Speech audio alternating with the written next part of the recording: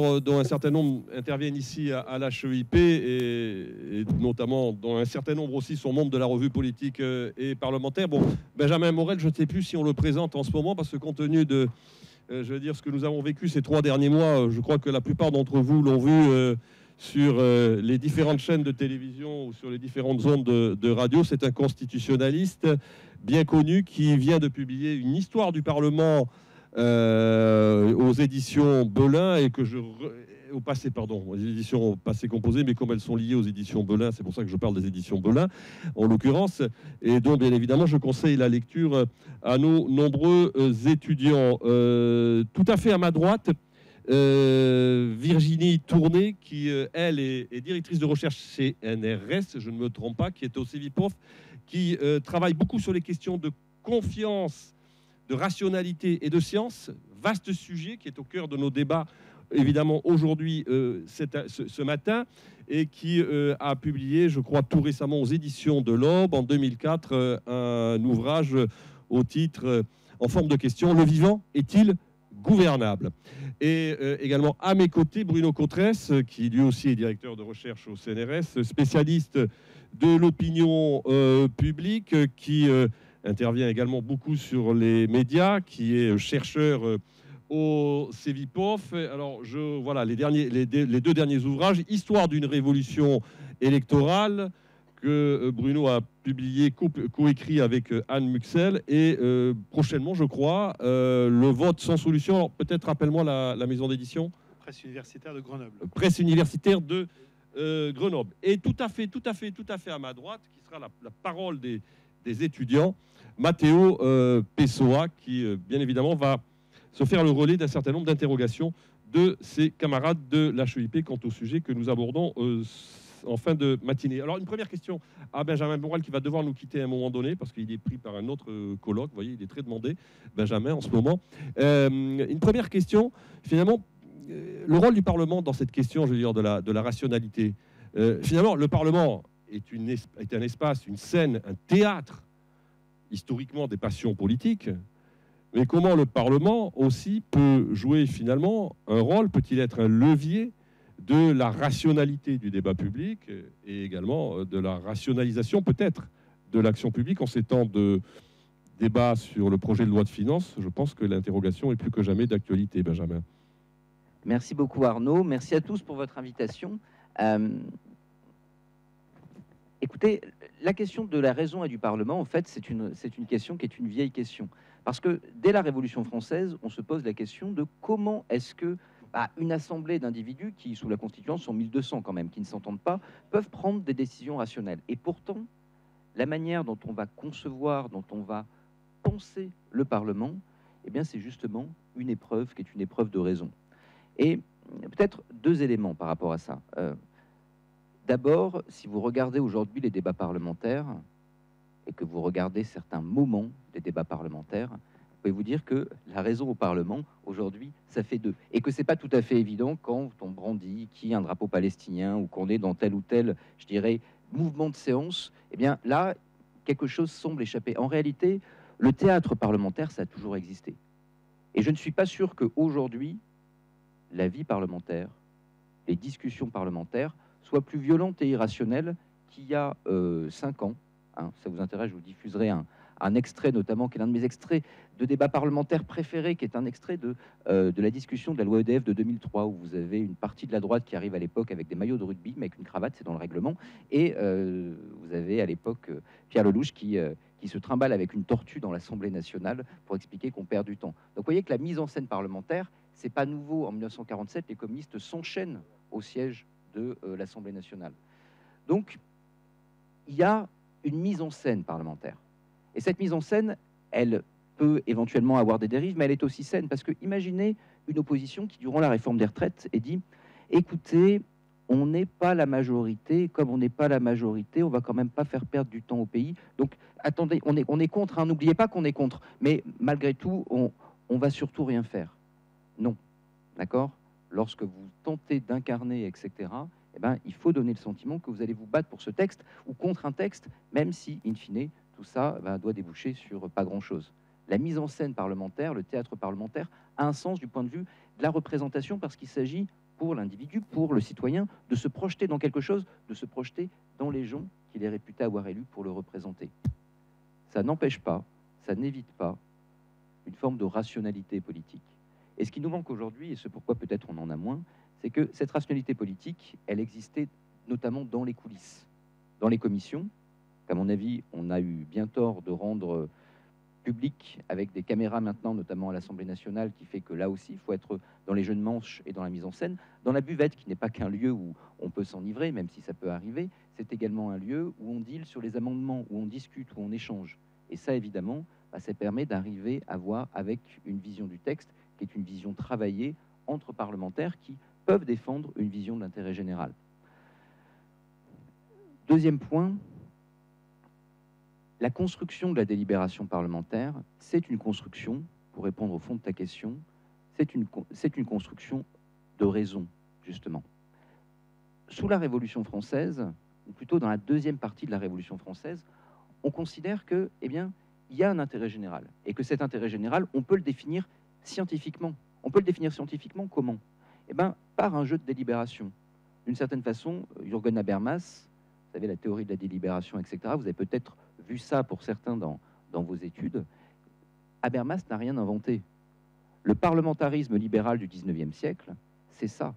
On construit une procédure qui est une procédure de délibération où, in fine, si jamais la procédure est menée à terme, et elle est menée à terme selon les règles et avec bonne foi, à travers une sélection des parlementaires qui, à l'époque, n'a pas à être représentatif au sens de « il faut que tous les partis soient représentés », ça arrive plus tard, mais au sens de « eh bien, il faut que les individus qui vont être élus dans chaque circonscription apparaissent comme étant les plus intelligents, ou en tout cas les plus à même de rentrer en délibération avec leurs collègues élus dans les autres circonscriptions. » J'élis donc les plus intelligents, à dessein qu'ils délibèrent dans des cadres prédéterminés de ce que doit être l'intérêt général que je peux objectiver. Il y a une réalité, il y a une vérité qui s'oppose à l'erreur dans la vision du 19e siècle. Et donc si tout se passe bien, la volonté générale ne pouvant que viser l'intérêt général, eh bien je dois arriver à une décision qui est rationnelle, qui est au mieux des intérêts du pays. Cette vision-là, on l'a un peu perdue. On l'a un peu perdue notamment à partir des années 20, quand on a des grands partis structurés qui vont prétendre développer une vision exhaustive et structurée de l'intérêt général dans les programmes. Auquel cas, on va discuter en amont et on va essayer de co-construire ensuite, dans le cadre de coalition ou sans coalition, lorsque quelqu'un a une majorité absolue, une vision systémique de ce que doit être l'intérêt général à travers les programmes. On change de monde à partir des années 1920-1930. Néanmoins, la délibération parlementaire, et ce sera ma note optimiste, je suis assez rarement optimiste, donc je fais des efforts quand même, c'est que actuellement, cette délibération parlementaire très 19e-iste, d'une certaine façon, on va peut-être la retrouver. Parce que justement, malgré les bisbilles politiques, etc., le fait de devoir discuter amendement par amendement, texte par texte, devrait, en tout cas c'est mon brin d'optimisme, je ne sais pas si j'y crois, mais devrait conduire malgré tout à opposer de vrais arguments à des contre-arguments et à ne plus voter benoîtement parce que je suis dans la majorité ou je suis dans l'opposition. Et ça, en effet, c'est ce qui faisait la caractéristique de la rationalité parlementaire telle qu'elle a été pensée dans notre histoire, ce vers quoi peut-être nous parviendrons à revenir. En tout cas, encore une fois, c'est l'espoir secret que l'amoureux du Parlement que je suis soutient. Merci Benjamin, on reviendra bien évidemment sur ces questions très importantes que tu soulèves. Bon, cette question de la rationalité, elle pose aussi malgré tout la question de la confiance. Et je me tourne vers Virginie Tourné qui a beaucoup travaillé sur la question justement de la confiance dans la rationalité, dans la confiance de la parole scientifique. Et on a vu que cette confiance pouvait être écornée ces dernières années dans la parole scientifique. Vous, comment vous abordez ce débat-là? D'abord, merci pour votre invitation. Bonjour à tous. Alors, je pense qu'effectivement, toute la difficulté qu'on a aujourd'hui à maintenir la rationalité dans le débat public est indissociable de ce phénomène de dérégulation du marché de l'information, pour reprendre l'expression de Gérald Bronner, et plus largement des modifications dans la structure même de l'espace public, et beaucoup moins un problème d'émetteur. Pourquoi? Parce que des théories complotistes, il y en a toujours eu et il y en aura toujours. Et je dirais même que le développement des formes de contestation anti-science est même concomitant à la modernité industrielle.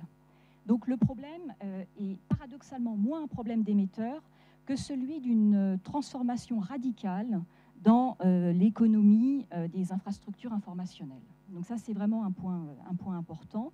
Et je dirais que cette transformation, elle se caractérise par une rupture avec le marché informationnel du XXe siècle, selon des modalités que je serais tentée de rapporter peut-être un peu par métaphore à la perte des 3 unités de théâtre classique. C'est bien votre micro parce que je crois qu'on a un problème d'audition. À la perte des 3 unités de théâtre classique, unité de temps, unité de lieu et unité d'action.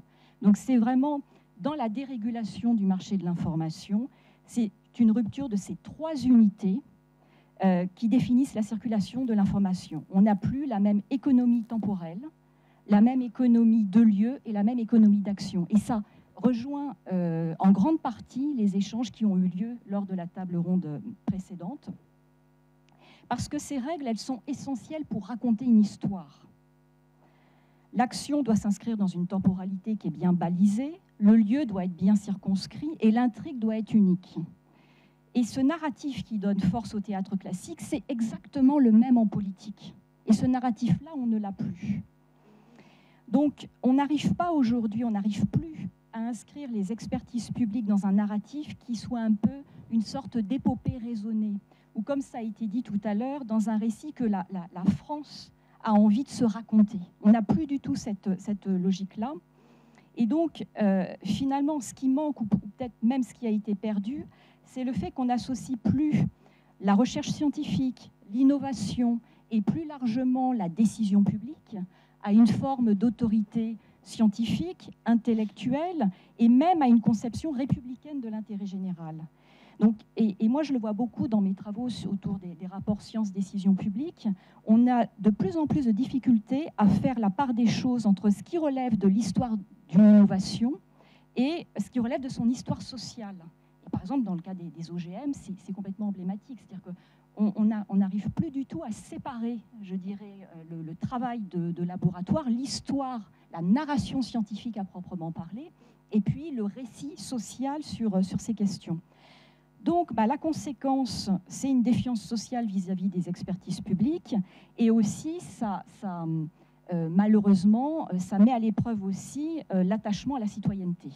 Donc, il y a vraiment ces 2 niveaux qui sont complètement déstabilisés par la dérégulation du marché de l'information.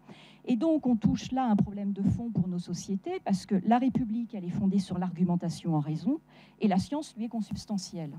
Donc, on ne peut pas penser les problématiques de rationalité, de confiance dans la science, sans aborder la problématique de la confiance vis-à-vis des institutions. Alors, je parlais d'une triple perte avec l'arrivée d'Internet. Alors, effectivement, perte de lieu.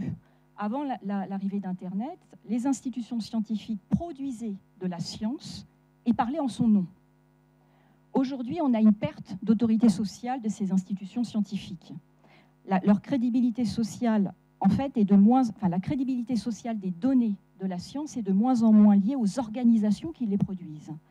Donc, on a une certaine, je dirais, démocratisation de la preuve scientifique. Donc, évidemment, ça pose tout un tas de problèmes. Je prends, par exemple, la question du changement climatique, la question de la preuve dans les effets secondaires des médicaments. Et on a aussi de plus en plus de mal à identifier dans l'espace public les porteurs d'expertise. Donc ça revient un peu à cette idée d'une espèce de société liquide avec une déhiérarchisation des échelles de vérité.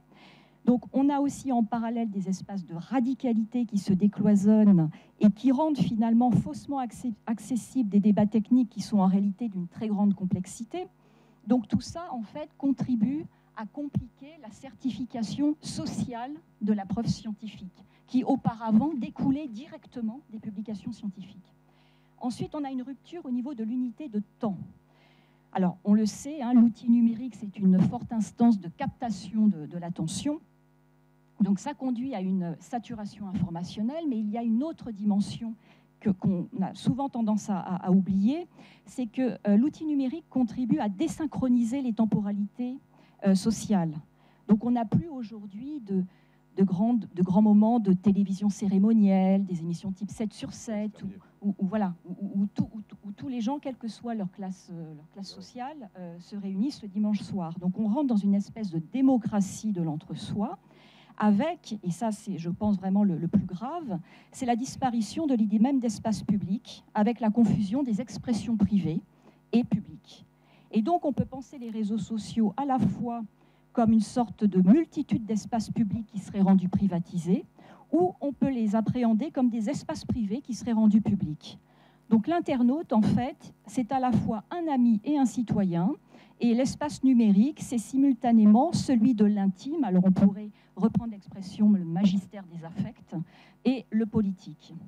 Ensuite, perte de l'unité d'action. Alors là, je fais référence à la viralité informationnelle. L'attention collective, elle est dispersée entre plusieurs événements et controverses.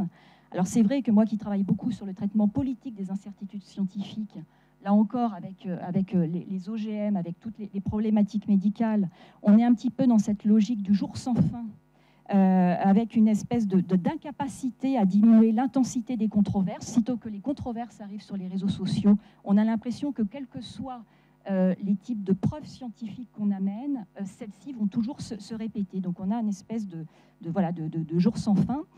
Donc en fait, cette rupture des trois unités, on voit bien que l'enjeu va bien au-delà d'une problématique de formation à l'esprit critique et à la démarche scientifique. C'est quelque chose évidemment de fondamental.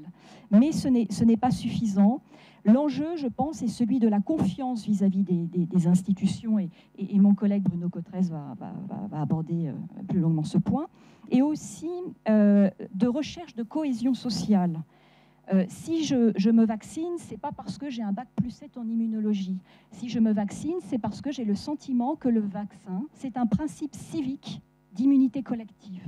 Donc ça fait appel au trust, ça fait appel à cette confiance qu'on a dans le contrat social républicain. Donc dans cette nouvelle économie informationnelle, l'État est d'une certaine manière dans un paradoxe, parce que d'un côté, il va se protéger des réseaux sociaux qui sont susceptibles à tout moment d'être arsenalisés. C'est le cas du cybermilitantisme djihadiste, les tentatives de manipulation en période électorale. Mais en même temps, et ça aussi on l'évoque peu souvent, on observe depuis plus d'une dizaine d'années que l'usage des réseaux sociaux par les institutions républicaines intervient de façon de plus en plus régulière et officielle. Donc on a aussi le sentiment finalement que la puissance publique joue le jeu de ce qui la mine. Et on voit donc aujourd'hui que la quasi-totalité des acteurs de la puissance publique multiplie les échanges via des comptes officiels, et ça inclut également les institutions juridictionnelles de la République. Donc Conseil d'État, Cour de cassation, ces instances ne se contentent plus de motiver leurs décisions, mais font également la promotion de leur action sur les réseaux sociaux, ce qui n'est pas rien. Donc le problème, c'est que ces interventions de la puissance publique dans l'espace numérique, elles ne s'inscrivent pas dans un démembrement réglementé de l'État. Et on n'est pas non plus du tout dans un partenariat public-privé classique qui consisterait pour l'État à déléguer certaines de ses tâches à des structures, à des gens du numérique de droit privé. On est dans quelque chose, je dirais, qui va beaucoup plus loin qu'un démembrement. Et j'aurais tendance, moi, à parler, alors le mot est un peu fort, mais d'une dévitalisation de la puissance publique.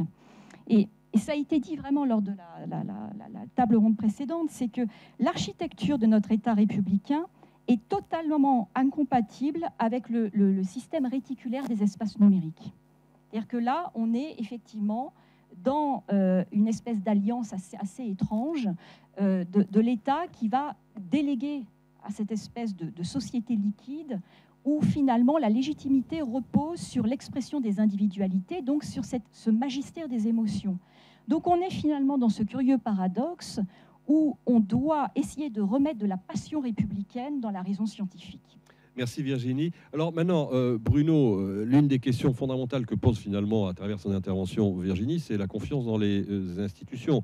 Tout se passe aujourd'hui et les études que vous faites, notamment lorsque vous mesurez chaque année avec le baromètre Cevipof cette confiance, tout se passe comme si finalement cette confiance ne cessait de reculer année après année. Alors d'abord, quels sont les ressorts aujourd'hui de ce qu'on peut appeler la méfiance qui est à l'origine de ce malaise démocratique que nous vivons? Et deuxièmement, question, parce que moi, parfois, en entendant les uns et les autres, j'ai le sentiment que finalement, c'est la société qui aurait tort et que le pouvoir aurait j'allais dire, presque foncièrement raison, en l'occurrence. Mais n'y a-t-il pas aussi une responsabilité de la part du pouvoir et de la puissance publique dans, finalement, cette défiance qui, d'une certaine manière, ne cesse de croître?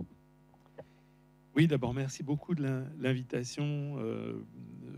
C'est difficile de s'exprimer après tous les propos qui ont été tenus, qui sont tous remplis de très grande sagesse et de pertinence. Et effectivement, il y a d'abord à venir sur la question de cette défiance vis-à-vis de l'autorité publique ou politique et globalement de l'univers de la politique. Et puis après, je reviendrai sur un certain nombre de choses qui ont été dites soit maintenant, soit dans la table ronde précédente. Le premier point, effectivement, nous on le constate dans les données que nous collectons, une incroyable défiance dans la parole politique. Et de ce point de vue-là, je ferai une distinction entre la parole publique ou des autorités publiques ou de la puissance publique et la parole du politique. Ce que montrent nos données, c'est que la confiance dans les institutions publiques est bien supérieure à celle des institutions politiques. C'est-à-dire que les gens continuent d'exprimer des niveaux de confiance qui sont assez élevés ou relativement élevés pour toutes les autorités qui fondamentalement incarnent un bien public qui est protecteur ou un bien public qui s'inscrit dans un rapport de proximité. Collectivité territoriale bien plus investie de confiance que les assemblées politiques nationales, institutions publiques au sens très large, les hôpitaux, la sécurité sociale, considérées comme une sorte d'institutions publiques, sont assez investies de la confiance. Donc l'autorité publique ou la puissance publique, notamment lorsqu'elle combine la proximité, le soin, la protection, une sorte de définition minimale du bien public, sont assez investis de confiance, en fait. Par contre, l'expression des choix politiques qui sont faits, ou l'expression politique, la représentation, l'incarnation politique de cette puissance publique, elle est très, très, très désinvestie de confiance.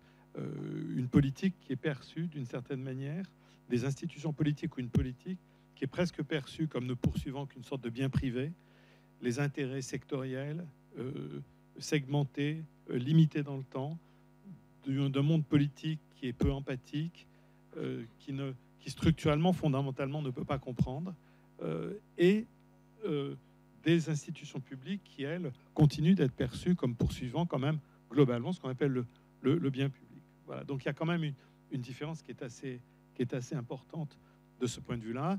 Mais en ce qui concerne la perception des acteurs politiques, le tableau est catastrophique. Il ne faut pas avoir peur des mots, le tableau est vraiment catastrophique avec des indicateurs très préoccupants concernant la confiance dans l'Assemblée nationale, concernant la confiance dans les politiques, dans les partis politiques. Ça va un peu mieux sur le front des syndicats depuis les mobilisations relatives à la réforme des retraites, mais globalement, le tableau est un tableau extrêmement sombre. Nous avions posé une question aux personnes qui répondent à notre enquête, qui est-ce qu'on peut dire que d'une manière générale, les politiques font de leur mieux pour tenir leurs promesses politiques. Le meilleur score qu'on a, c'est du type 28%. C'est pas mal, on a été beaucoup plus bas. Voilà, les partis politiques qui sont à 20% de confiance cette année, excellente année, un très grand cru de la confiance dans les partis politiques qui sont à 20%. Donc voilà un tableau qui est globalement assez préoccupant. Nous avions étudié avec Virginie Tourné la corrélation d'ailleurs entre cette défiance dans les institutions et l'attitude, on va dire, sceptique par rapport à la vaccination Covid. Et on avait vu effectivement que ça parlait quand même beaucoup de la défiance dans les institutions, l'attitude anti-vax. Donc voilà, on voit que c'est très très très corrélé à tout un tas de facteurs là. D'une certaine manière, comment essayer d'améliorer les choses, comment essayer d'en sortir un petit peu, et ça me ramène vers des points qui ont été abordés. Je voudrais revenir d'abord sur la question du temps de l'action, du temps de la parole politique. J'ai trouvé magnifique les propos qui ont été tenus tout à l'heure par Rachid Benzine. qui nous disait il s'agit de redonner de l'épaisseur au temps. Et il a bien raison.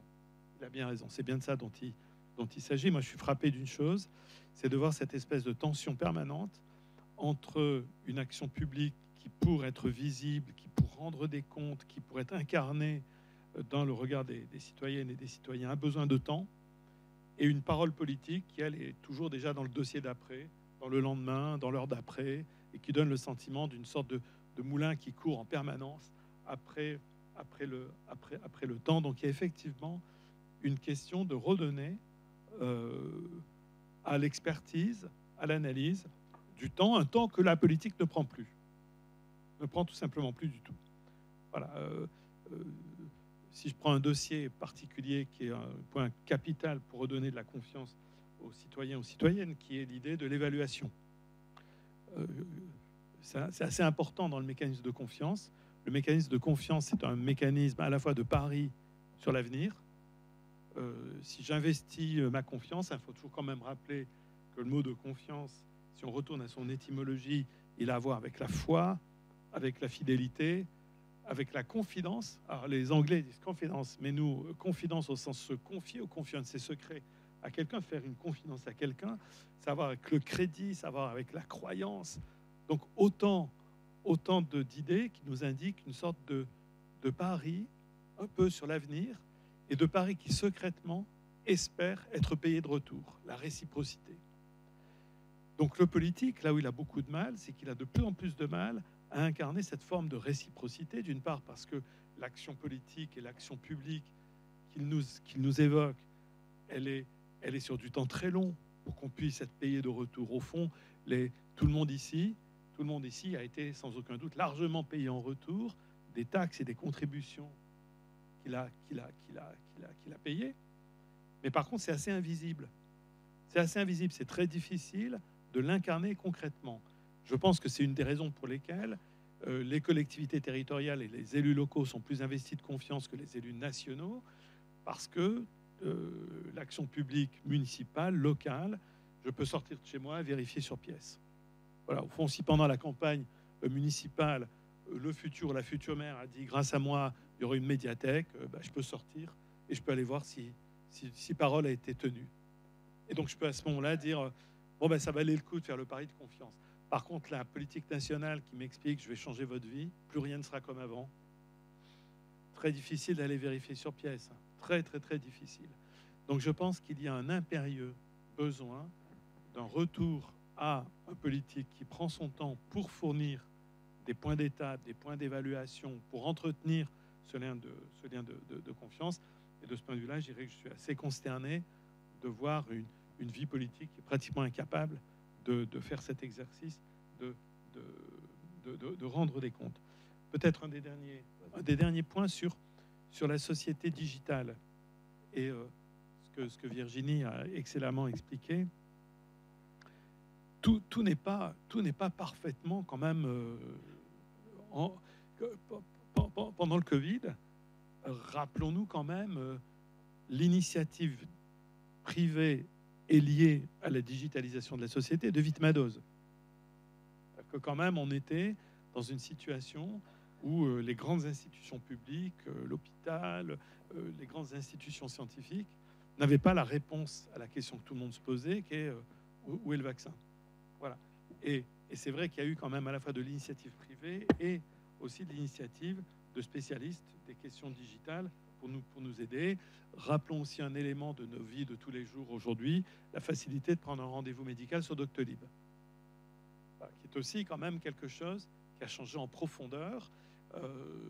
Ceux d'entre nous qui sont issus de territoires qui sont moins connectés médicalement que l'Île-de-France voient bien la grande difficulté qu'il y a aujourd'hui dans de nombreux coins du pays à obtenir rapidement un rendez-vous médical, des fois pour des examens même qui sont incroyablement courants. Donc voilà, tout n'est pas parfaitement quand même en positif et en négatif.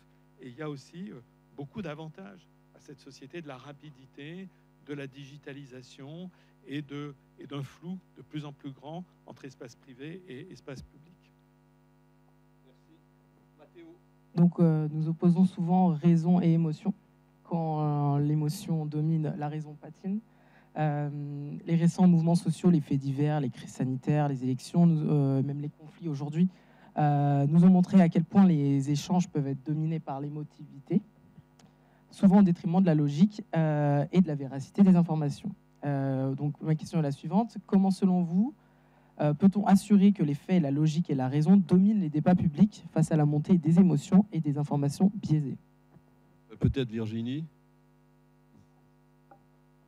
Alors là encore, je vais encore parler de paradoxe, mais on est dans ce paradoxe où à la fois on a besoin de raisons pour produire des savoirs scientifiques et accumuler de la connaissance, et on a besoin aussi d'imagination sociale, et ça a été dit, pour construire et organiser une société. Donc en fait, effectivement, tout l'enjeu réside à pouvoir articuler finalement ces deux dimensions, de sorte qu'on arrive à une société qui soit équilibrée.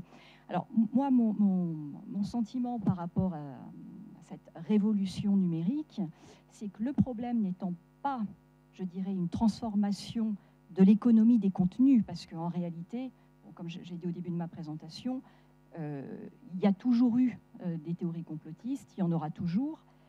Là où il faudrait réussir peut-être à intervenir, c'est au niveau de la viralité. C'est-à-dire qu'on est vraiment cette société qui devient liquide, c'est en raison, en fait, de l'extrême viralité, la diffusion extrêmement rapide des données et de l'information qui aboutit à une désynchronisation des temporalités. Donc je pense qu'il y a quelque chose vraiment de fondamental, c'est le problème de la viralité. Je ferai aussi référence au travail du constitutionnaliste Guillaume Tussaud, qui parle de l'autoconstitutionnalisation des réseaux sociaux. Parce que le problème, c'est qu'effectivement, dans ces infrastructures informationnelles, le pouvoir législatif, exécutif et judiciaire est concentré, réuni sous les terms of use, sur les conditions d'utilisation. Donc il faudrait, je dirais, réussir à avoir un gentleman agreement, je dirais, entre les institutions publiques qui utilisent les réseaux sociaux et ces terms of use. Donc pour moi, c'est vraiment au niveau, je dirais, de l'anatomie, du squelette même des réseaux sociaux qu'il faudrait réussir à agir peut-être plus davantage qu'une régulation de contenu qui est toujours un petit peu compliquée, parce que ça veut quand même dire que quand on régule excessivement les contenus, finalement, on détient un petit peu la norme idéale. Et je suis toujours un petit peu prudente par rapport à ce qui serait une éthique de conviction. Je préfère plutôt un pragmatisme moral. Peut-être Bruno. Oui, c'est un point qui est, cette question. C'est un point vraiment qui est. Merci beaucoup de cette très belle question. C'est un point qui est vraiment important. On est comme experts régulièrement sollicités les uns et les autres dans l'espace public et dans l'espace médiatique. Et je pense que Benjamin ne me démentira pas. On est régulièrement confronté à cette question qui est comment porter une parole de sagesse dans un espace médiatique un peu fou. Voilà. Arnaud connaît bien ce problème aussi. Voilà. Comment porter une parole de sagesse dans un espace médiatique qui n'aime que la rapidité, l'interactivité, l'hyper-réaction, l'hyper-émotivité. Et c'est vrai que dans l'espace médiatique, si un chercheur commence à dire bah, « vous savez, tout est très compliqué, rien n'est simple », ce qui est en fait le principe même de la raison scientifique. Nous sommes des déconstructeurs de la simplicité en rappelant que tout est super compliqué, que la première objection qu'un chercheur ou qu'une parole scientifique va poser, c'est déjà de contester la question qu'on lui pose, à la limite. Et c'est vrai que dans l'espace médiatique, si vous commencez à dire « je ne pense pas que ce soit la bonne question », ils ont tous peur que ça va être l'académique qui joue son académique et qui explique qu'il lui faut d'abord 10 points en introduction avant de dire quoi que ce soit. Voilà, mais ce point est quand même capital. Et je pense que ce qui est absolument fondamental, c'est de rappeler et de militer pour une cause absolument essentielle, le pluralisme et la pluralité des sources et des indicateurs. Voilà, la pluralité des sources et des indicateurs, qui est une autre manière de dire que la vérité n'est nulle part et qu'elle est relative et qu'il faut toujours la rapporter à un contexte de collecte de données, dans un contexte précis. Donc la pluralité des sources et des indicateurs est le devoir moral numéro 1 de toute personne qui veut avoir une parole, on va dire, fondée sur la raison. Il y a le pluralisme méthodologique qui l'accompagne. Il n'y a pas de méthode numéro 1, numéro 2, le pluralisme méthodologique, et peut-être aussi une forme d'humilité non donneuse de leçons de la part du savant ou de l'expert. Contrairement à la parole politique, qui elle ne cesse de se montrer en je détiens la vérité, parce que je détiens la vérité, je vais écraser celui qui ne pense pas comme moi. Au contraire, d'avoir une forme d'humilité, d'essayer de comprendre les raisons qui ont conduit des gens à avoir des raisonnements, même si on déteste ces raisonnements, même si on ne les trouve pas fondés, et d'avoir un peu une forme d'humilité. Et donc, je pense que cette question de la pluralité des sources, la pluralité des méthodes, et d'une forme de parole de sagesse un petit peu humble, me semble plutôt de bonne aloi. Elle est dans la bonne direction par rapport à une parole politique qui, elle, est dans la conflictualité, dans la passion, parfois dans le manque total de rationalité. Peut-être que Benjamin souhaite ajouter... Oui, non, absolument. C'est-à-dire que il y a deux éléments, et je crois qu'il ne faut pas éluder là-dessus le point, en effet, tu l'évoquais tout à l'heure, mais des médias et de la manière dont les médias structurent le débat public. Hein. C'est-à-dire que les réseaux sociaux sont en effet, je dirais, une question, mais la plupart des gens qui débattent politique sur X, enfin sur Twitter, je ne sais pas comment est-ce qu'il faut l'appeler maintenant, sont des militants et des journalistes. La plupart des gens qui fréquentent ce réseau social regardent, ce qui est très sain, des bébés chats qui font de la balançoire. Les gens normaux, entre guillemets, ne s'intéressent pas à la politique sur les réseaux sociaux. Ce sont souvent d'abord et déjà des gens qui sont déjà politisés. Et d'ailleurs, vous ne les faites pas vraiment changer d'avis parce que c'est souvent les plus polarisés. Mais pour les journalistes, ça devient une source d'information. Et donc, selon ce que je vois sur X, ensuite, eh bien, je développe mon sujet sur une chaîne d'information qui inspirera une grande chaîne. Et lorsque l'on intervient comme expert, eh ben, on est nous-mêmes sommés de prendre position.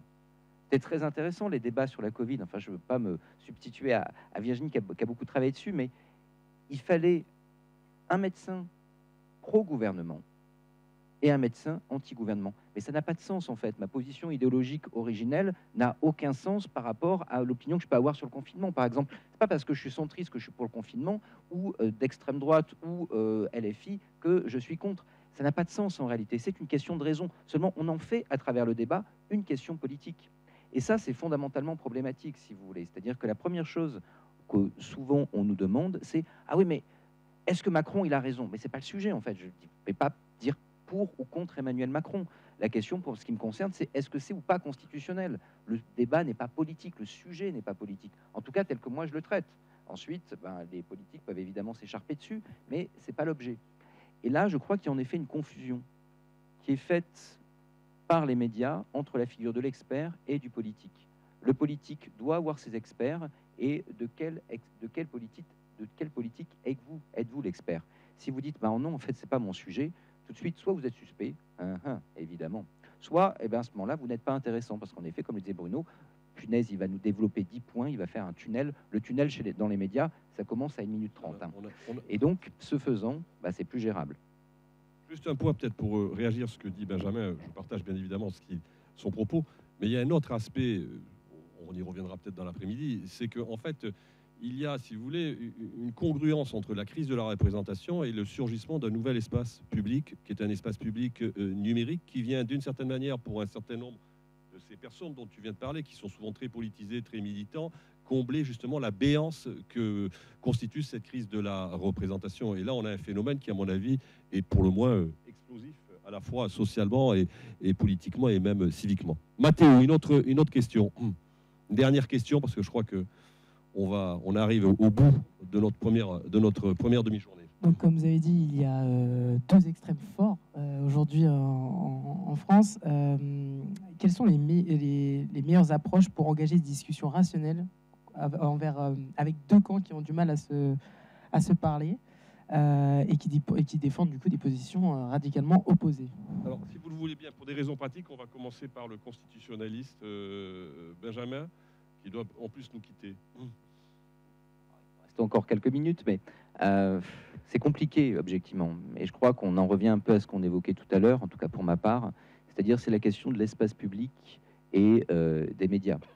Parce que ce qui se passe au Parlement actuellement est intéressant, c'est-à-dire qu'il y a toujours une adresse parlementaire vis-à-vis des citoyens.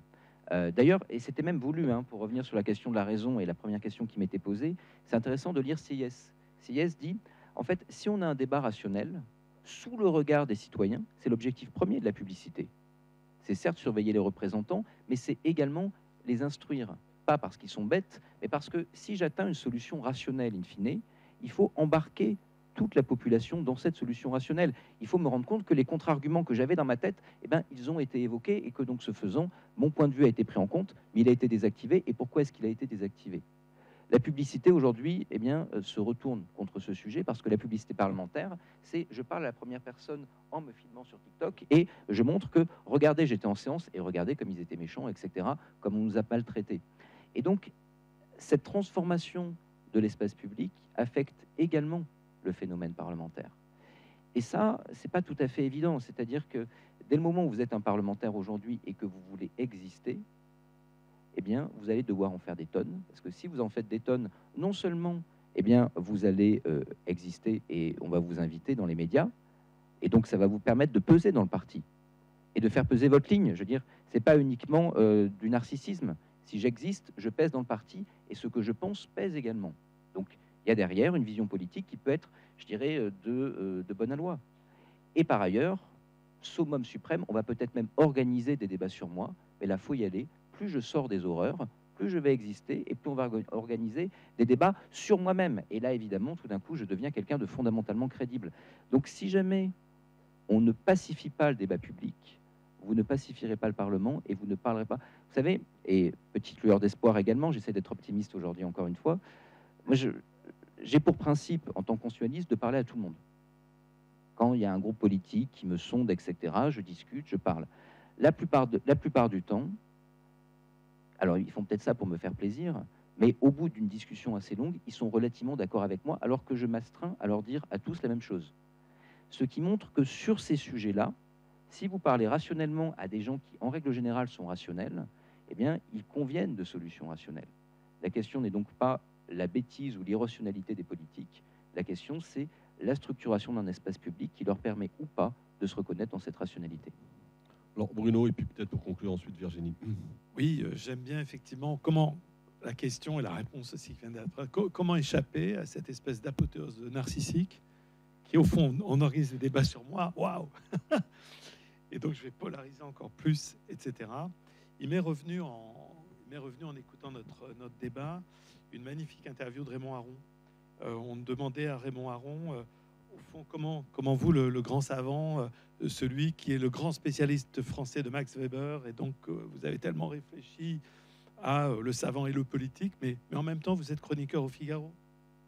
Comment vous arrivez à concilier tout ceci? Et Raymond Aron se justifie magnifiquement en disant, au fond, lorsque je prends des positions, je me fais un devoir impérieux et moral de d'abord rendre justice aux arguments qui ne me plaisent pas et de mes opposants. Et je pense qu'il y a là un principe absolument capital, qui s'appelle une forme de civilité du débat démocratique. Et donc, je me disais, mais au fond, notre débat, c'est est-ce qu'on peut exprimer de manière courtoise des désaccords de fond, ou est-ce qu'on peut exprimer des désaccords sur des points de consensus? Je pense que c'est possible, à condition que le consensus ne devienne pas un dogme, quelque chose qu'on ne peut plus remettre en cause. Certains, dans l'action politique, rêveraient qu'il y aurait des points de consensus dans la société, mais ça devient redoutable si ça devenait un dogme, le consensus. Donc il ne faut pas que le consensus ne devienne un dogme, mais en même temps, il ne faut pas que le dogme ne devienne lui-même qu'une sorte de consensus un peu mou. Donc, et ça m'amène à vous proposer une distinction entre la bonne, entre guillemets, polarisation et la mauvaise, entre guillemets, polarisation. Il y a de la bonne polarisation, c'est-à-dire qu'il faut que les citoyens puissent identifier, lorsqu'ils écoutent les médias, lorsqu'ils lisent les propositions politiques, il faut qu'ils puissent identifier des propositions alternatives assez contrastées qui tiennent sur des visions très différentes, parfois antagonistes du monde. Ça, c'est de la bonne polarisation qui suscite l'intérêt du public. Et puis, il y a la mauvaise polarisation, celle qu'on appelle aujourd'hui la polarisation affective, entretenue en particulier par les réseaux sociaux, et qui fait que je n'écoute plus que ceux qui sont dans la même bulle que moi. Je n'ai plus de regard pour ce qui se passe en dehors de la bulle dans laquelle je suis. Là, par contre, on sait que c'est très, très, très mauvais. Donc, c'est c'est quelque part entre tout ceci qu'il faut arriver à se placer pour répondre à votre question. Virginie, pour conclure. Très rapidement, Ouais. je rejoins ce qui vient d'être dit. Je pense qu'effectivement, tout l'enjeu derrière cette question et aussi derrière la précédente question, c'est de parvenir à éviter la confusion des légitimités démocratiques et scientifiques. Et c'est vrai qu'aujourd'hui, c'est quelque chose de très compliqué. Et il faudrait, je pense, peut-être toujours savoir quand un interlocuteur prend la parole au nom de quoi je m'exprime. Est-ce que c'est au nom de la défense d'un groupe, d'intérêt d'un groupe? Est-ce que c'est en tant qu'expert?